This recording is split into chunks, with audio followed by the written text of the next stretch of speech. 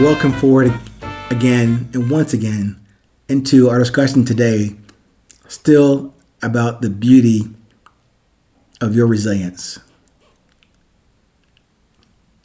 We're going to talk today about change.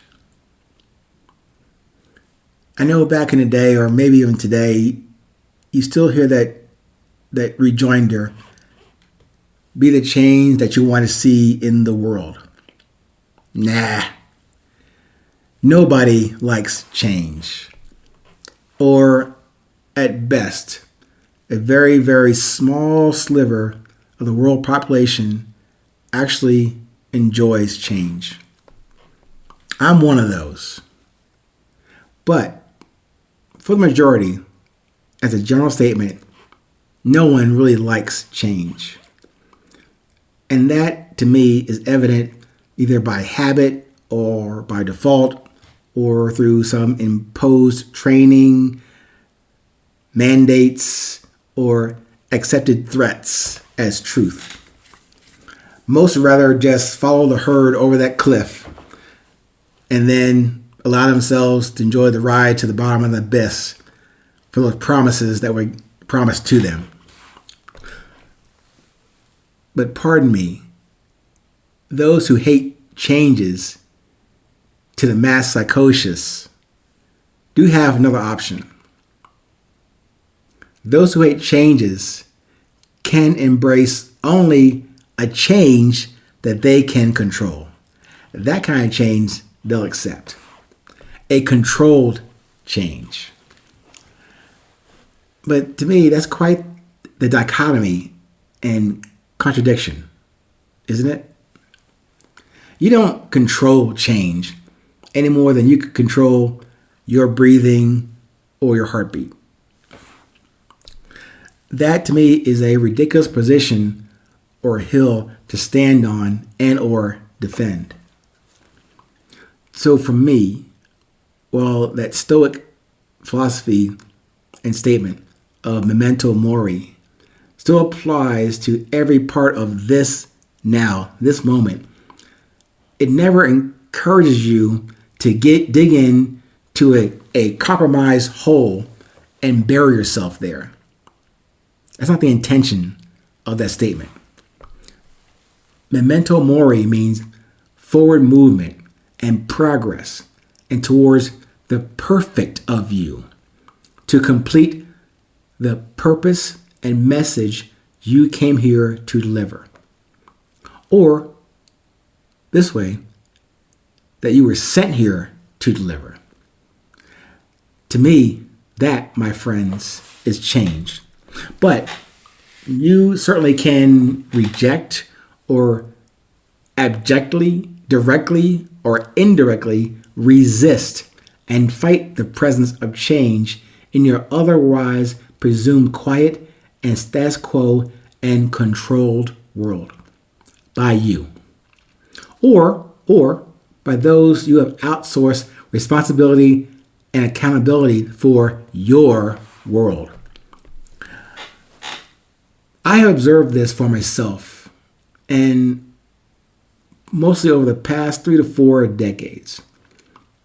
Whether family, friends, foes, or strangers, I have picked up and sensed the dynamic shift in others when I have presented a sudden change that they did not approve. I have noticed the tenor and the lowered temperature of my interactions with them when that happens. There is no right or wrong. My new and now direction that appears as sudden to them, they didn't get the memo or the pre-brief to control the change, my change, or their reaction to my change. Or more specifically, they couldn't prepare to deal with the change that I have presented to them. While I will accept the rebel as a cause moniker, I do not seek to construct an image like that. I really don't. I just naturally tend to observe things in ways that appear as contrary to the majority of people that I meet or have lived with in this life. And again, there's no right or wrong in the story that I'm sharing with you today. This is only my perspective, my humble perspective of truth for me. I also invite you to share your view of your truth as well.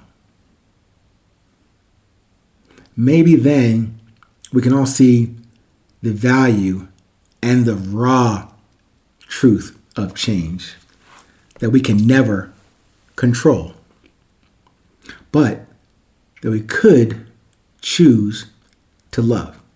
Now, even that last part, that we could choose to love. In a lesson, an episode that my son gave to me a few months ago, that love thing is not an option. And when he said that, love everyone, it still every day is a reminder, a stark reminder about how silly I was to have thought I would control the distribution of my love to anyone. And that statement about choosing to love, really, I thought when I was thinking that was an option. So what I said a few moments ago about we can choose to love change, really, we cannot. I cannot. That love is the constant. Let me remind you, the love, the life, the blood, the breath, the heart that you and I share, yes, separately, but that pulse, that inspiration that's keeping your heart beating, and that love/blood flowing is the constant. So you don't choose that. Only we can choose, make it more personal. Only thing I can choose is to be aware of that. Don't forget that. Don't get all up in my head and thinking I can figure out things that are beyond whatever. It's not that. It's for me to respect, acknowledge that I don't exist here except by the insistence of my Creator. And given all that, that was a starting point to understand or appreciate that. And then I can proceed down that path of what is my desire? What is my drive? What is my beauty? How do I define it? How do I extend it?